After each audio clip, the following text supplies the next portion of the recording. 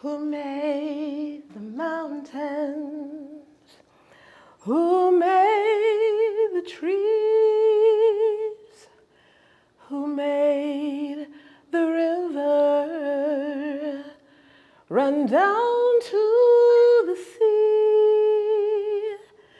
And who hung the moon in the starry sky? Somebody bigger than you and I. My mom would sing the sweetest songs to lull me to sleep.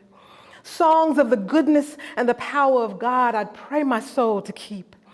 My young heart embraced the melodies and danced with joy at the thought that this great big God would give me a life that I'd enjoy. As a girl, I was happy. I was at peace. And as long as I'd obey, I had the assurance and I was confident that I would be okay. As a teen, the heartstrings that at one time brought security brought restriction and governance and binding over me. Grown folk trying to force their pattern on me, their traditions, their rules, forcing me into their mold. You see, I was a square peg stuffed in a round hole.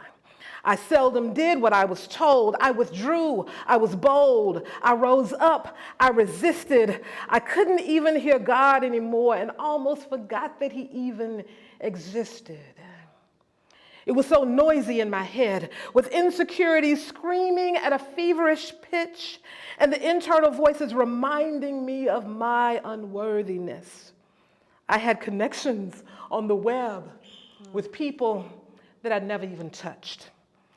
Yet they affected me more deeply than those around me who loved me so much. I did a lot of chatting, yet I never really spoke. I laughed a lot, cried even more, got tired of being the punchline of the joke. I had a lot of friends, but no one really knew me. I had followers, but when I looked around, none of them were true to me. I wanted to unplug.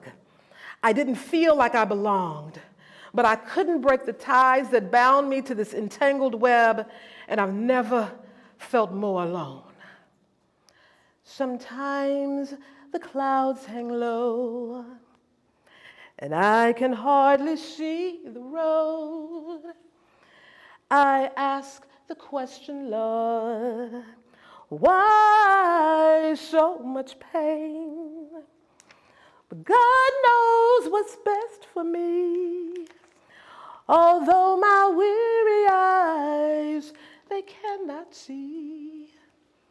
So I'll just say, thank you, Lord, because I won't complain. And I'm not complaining, but I'll tell you the truth. I couldn't wait to grow up, but now that I'm grown, man, I miss my youth. With no worries, no concerns, no aches, no pains. I didn't realize how good I had it till I no longer had it good, and now only regret remains. It's like being put on a rack, pulled in all directions in this life, being mother, daughter, sister, friend, auntie, worker, neighbor, wife. I scream and yell and kick and fight, all under the cover of an understanding smile. So no one knows, because nothing shows, that I'm hanging on by a thread all the while. The days repeat and the patterns all start to look the same. It's so easy to lose touch with who I really am. Sometimes I don't even know my own name. For you see, a woman can work from dawn to the setting of the sun, but a woman's work is never done. A woman's race is never won. A woman's body's not even her own. The loneliest creature on earth is woman, isolated and alone. There's a leak in this old building, and my soul has got to move. My soul has got to move. My soul has got to move. There's a leak in this old building, and my soul has got to move to a building not made by man's hands. When I think about what's around me and all that's overhead, to put it very clearly, I see the color red. I see the blood that Jesus shed, a protective cover. I see the blood on my kinfolk's head, and our struggle is far from over. I see the wedding day roses from my husband and lover, and the roses that will lay on my casket, reminding me that I don't have another day to waste or moment to squander, because someday, sooner than later, I'll be going on up a yonder. So to all you young folk, take wisdom, honor legacy, give freely, cherish the gift of freedom, live intentionally, don't play victim. Make the very best of the life that you've been given. Honey, if you got the dress, wear it. If you don't have the dress, buy it. Being kind is free, and so is being quiet. A smile will take you further in life than a frown, and life is only fair in the life of a clown.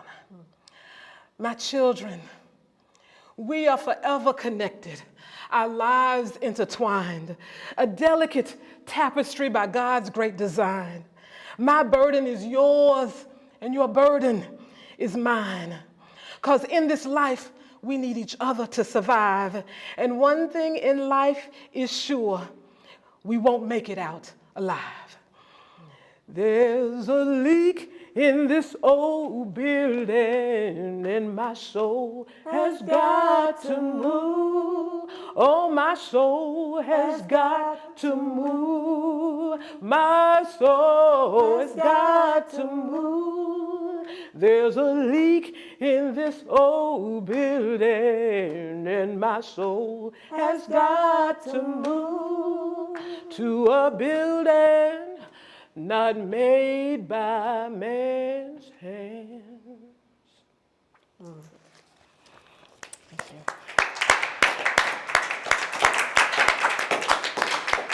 I can definitely relate to all of it. I'm a grandmother now, so I can relate to each phase of life as a woman, and then it really touched me.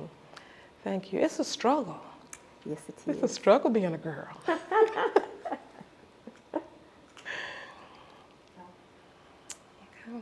Not a question, but Yes. I really love the way you tied the color red, like generation to generation, all the way from Christ to beyond. I thought that was really powerful and a really good visual, and I think the surrounding just made it all that much more impactful. Amazing. And when you guys get a chance, definitely go up the staircase, because it's truly immersible art. It's amazing. Thank you. Stunning. Thank you. And the piece went so well with it. Thank you. Thank you so I much. wanted to ask, how did you start to integrate hymns with your spoken word? Oh. I mean, what started it? Well, when you're a church girl, no matter where you are, you're a church girl. As anyone who is an artist or exposed to someone who is an artist, creating your artwork to perform, a piece to perform, it has levels, it has layers to it. So this has actually gone through several changes. And in one of the versions, I was actually going to like transform, like what I'm wearing was going to change from age, from generation to generation. My hair was going to change. I was going to go from a bandana to a headband to a kerchief as the old woman. But I realized that because of the camera having to follow me up and down the steps and the mic with the rustling of the clothes, that wasn't going to work. So actually the hymns and the songs in between were like something to be going on while I'm changing and transforming from one generation to the other. But then when I realized that wasn't going to be feasible for this environment, I was like, but I still kind of like it. So I just decided to keep it. Yeah. Yep, thank you. Eyes open, lungs filled, meditate devotions, spirit will, muscles stretch cross seasoned bones. A knowing flesh covers a temporary home.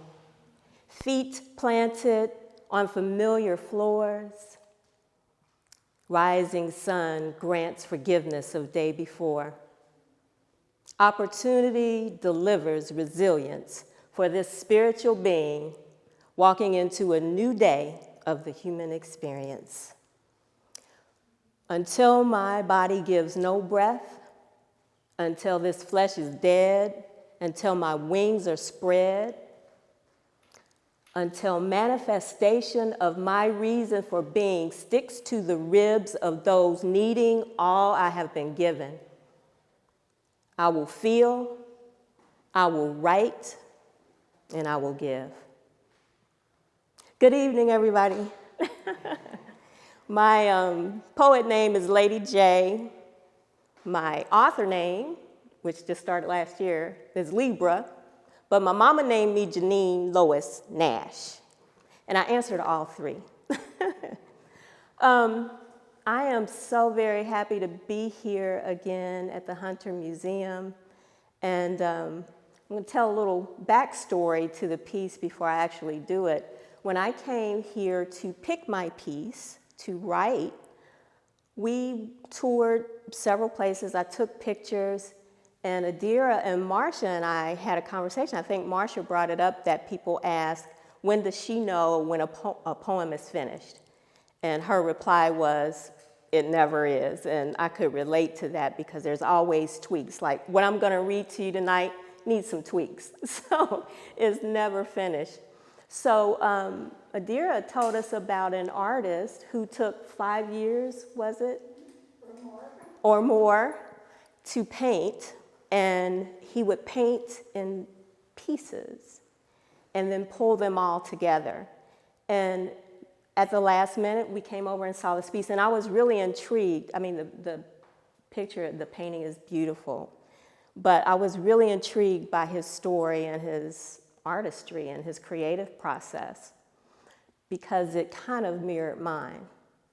I piece things together, I'll hear things, I'll dream about phrases or words, or I may hear my 5-year-old granddaughter say something. I'm like, oh man, I'll write that down, tuck it away for later. And usually when I write, the creative process is, to just get it all out. But sometimes when you have a deadline and the task, it doesn't always necessarily come as easy. So I'll go to what I call my poetry store and look up those lines that I had tucked away. And this is the first time that this has ever happened, where I go to my poetry store in aisle 1 and I find everything I needed for this piece. I mean, it was disjointed, but every line just struck me. So I am going to do something a little different. I'm going to start by giving you the disjointed piece, all the little lines and everything that I pulled together. So I just copied and then pasted it onto another page, and then I'll read you the finished piece. All right? All right. So this is the before. It's not going to make any sense, so don't worry about it. Undaunted, my sole reason for being. Listen, I am a vessel to this message. Timeless euphoria with no destination. Had it all with no side effects. My seams don't quite meet. Danced on the edge of euphoria, iridescently chasing forever as if it exists on celestial clouds. Dance to freedom's rhythm. Screams plot their escape. Words lump. Swallows his words. Holds comfortable silence. Clear all channels to hear and receive with beautiful intention. Filtered listening never hears. Boundary loving always fears. My soul poured through, entangled in broad strokes. Relapse of choreographed ritual, loud tears of sorrow fall, but no one seems to hear. Straight paths bent to curves, spirit-driven, life-living, arms open, returning what's given. Believers of dreams don't sleep in dreams, put verbs to dreams. Invisible screams dance close to the edge of our silent tongues. Just little pieces that, and then this is the final piece that is still undone, and that is the title of this piece. Dangling on the edge of silence, his defiant message breathes in the annals of time, a vessel whose chimes ring inside watercolor confessionals, undaunted by a mix of mystical halos, his sole reason for being a transcendental euphoria, sans destination, sans explanation. Words are unworthy. His screams must plot their escape through his seams, which don't quite meet in the middle. They drop onto paintbrushes and ballet to freedom's fiddle. Journals of voiceless nature come alive within the flutter of swallowtail butterflies and the stutter of croaking toads. The meaning of life held in palms of broad strokes, holding no prescript, he strips down all channels in order to receive, allowing the bleed to splash against canvas. Angst choreographs agreement with thunderous tears to fall only where those who can will hear. Thank you.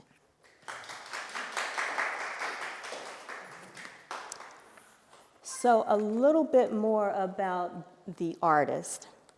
As I mentioned, Adira said that he would paint in pieces and then piece it all together. And in this piece right here, which is called December Sun, you can actually see the seams where he kind of pieced this together. The other thing that really intrigued me about him is that he painted mostly in watercolors, which is a fragile medium. I really don't know this without researching it. But I read that he said that as long as you handle it properly, that it could be sustained. So that really intrigued me about him. And I also read that he had what they called a mental exhaustion, and that could have affected some of his work, and so I could relate to that too. So I was trying to write from his perspective as an artist. I don't know if this was intentional or not, but like sort of the journey that I felt while you were reading was like moments of extreme claustrophobia. And just beyond it would be this freedom, and it's beautiful, but then I go there. Yes, again. yes. That is so right on. I mean, extreme. Very nice. I am actually introverted, and I'll pop out every now and then to do poetry and then go back in. I didn't really, you said that the words, original words that you were going through were very, you felt disjointed, or just, like didn't have a home yet. Right. When you read them though, I felt an abstract dance. Wow. In those, even though it's always the poet that thinks their words are homeless. It's always. Yeah. So, but I saw their that freedom and their belonging. Wow, thank you. Yeah, that was the first time that happened for me, because sometimes when I'm trying to write, instead of it just coming organically, I'll go and start searching for things. And when I did this time, it was just, they were just all right there. I think it's also a testament to all those that are poets or call themselves poets to not toss the words that they don't think Fit at the moment. Yeah, to not toss them. Like like I don't have anything in my trash can. Yes. That are words. Yes. And yeah, I did read that he painted sound, like the sounds of nature. And so, yeah. He's pretty deep. I'd like to ask, how do you find the inspiration for a piece that you're doing? Is it mostly like a topical inspiration, or is it more within, or It's do you everything. look for something within the piece? Everything. As far as this goes, usually, like, there were a couple times where I just saw the piece and was immediately drawn to it. The very first one that I did here, I was immediately drawn to it, and I already had something in my head to write about. In this situation, the actual piece didn't move me that way, but the artist's story inspired me. And I think partly because I could relate to that process. And then as I read more about him, because I did read about him writing as well, it just really inspired me. It's just this process and him as an artist.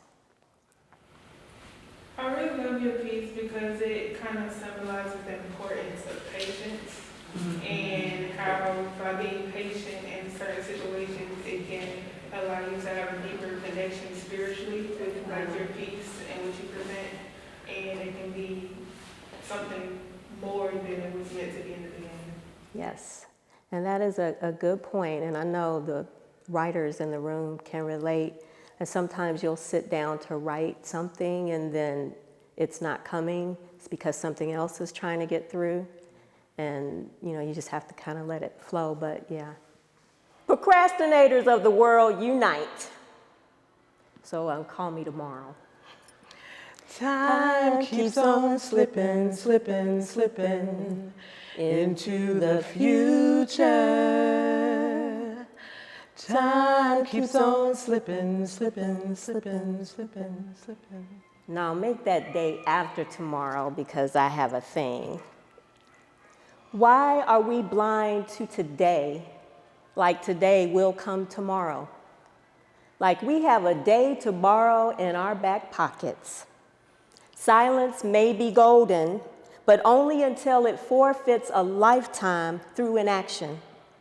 1 minute, 1 day may feel like only a fraction of what we think we have left in our human experience tank. But you can't bank on it. Remember the ticking clock. Remember the ticking clock. The ticking clock will not pause for bathroom breaks, nor will it forsake its mission while you ponder decisions about your purpose. It will not nap in the noonday sun, nor track wasted moments while you wait for something to be done before you act. Somebody in the back yell, "Get her done!" Get her done! Time Keeps on slipping, slipping, slipping into the future. Time keeps on slipping, slipping, slipping, slipping. Whatever it is, the ticking clock cares not about your expectations of what should be. It does not vacation on the beaches of Waikiki. It will not swim in the seas of the Nile wearing floaties. Instead, it will behave much like a goalie blocking your shot when the buzzer sounds. Time stands still for no man nor woman. Time frets not over who you are wearing, not caring if your name is Malcolm, Martin, Muhammad, or Karen. Time will stroll on by you, run on over you, pass on through you, and have nothing in the world to do with you. Time is the slave to no master and friend to no soul. It won't shed a tear when your steps grow short and your fire grows cold. Time doesn't care how many likes, friends, follows, or shares you've got. It's unfazed, unbothered, unhindered, unbought. It will pass you by without as much as a thought.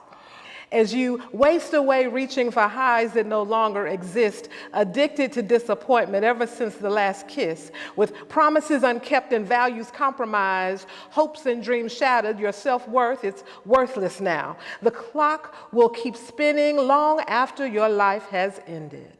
So before you waste another moment entangled in a web of what ifs, if you are thinking of saying, say it. If there's a way, make it. If you are thinking of doing, do it. If you have a dream, pursue it. If someone is on your mind, call them. If you feel tears, let them fall then. If you feel love, by all means love. If you wish to be, become. If you are thinking of giving, give. Before you can leave a legacy, you gotta live. You gotta move. You gotta shake. You gotta mistake, then get back up. You gotta forgive. You gotta be thankful. And then you gotta give back. All right then? All right then. Time keeps on slipping, slipping, slipping into the future.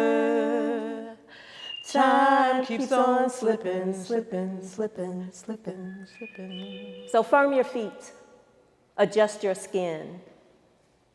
Let wisdom lead, let your heart feel, let positive words form. Ring your bell, sound the alarm, but do no further harm to this planet or humanity. This ain't about you. The ticking clock will keep on keeping on, with or without you. What mark are you leaving? How will your epitaph read? Power and passion, or hatred and greed? Demanding what you want or praying for what others need? You see, with each passing moment, you're growing closer to your last. Be more than what folks think you are. Be greater than your past. It's said that the greatest form of despair is living a life that's not your own. What will the history books in the mind of your child say about you when you're gone? Your views on global warming won't matter because it is what it is and it's gonna do what it's gonna do. The mind trap that your neighbor should just pull up by their bootstraps is wrong. The I got mine mentality will not prolong your existence. Skin should not determine the worth of another. Birth should not force identities. We are all just energy underneath.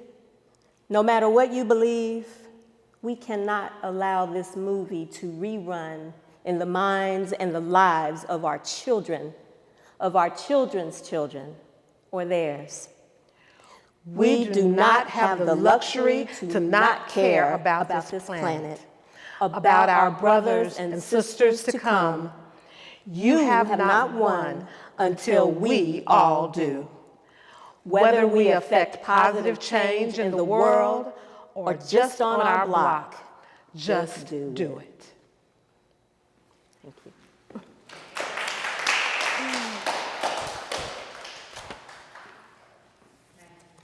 you.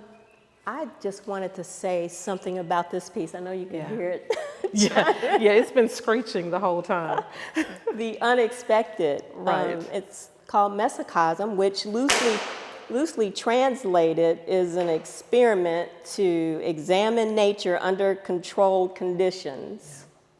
Right? So this is a mesocosm of Times Square.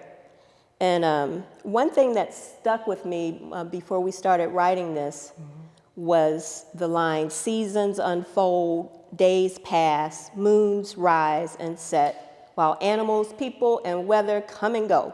Yeah. Period. So that was my inspiration. With us or without us. With us, yes, with us or without us. Yeah. It'll keep on pushing. Yeah.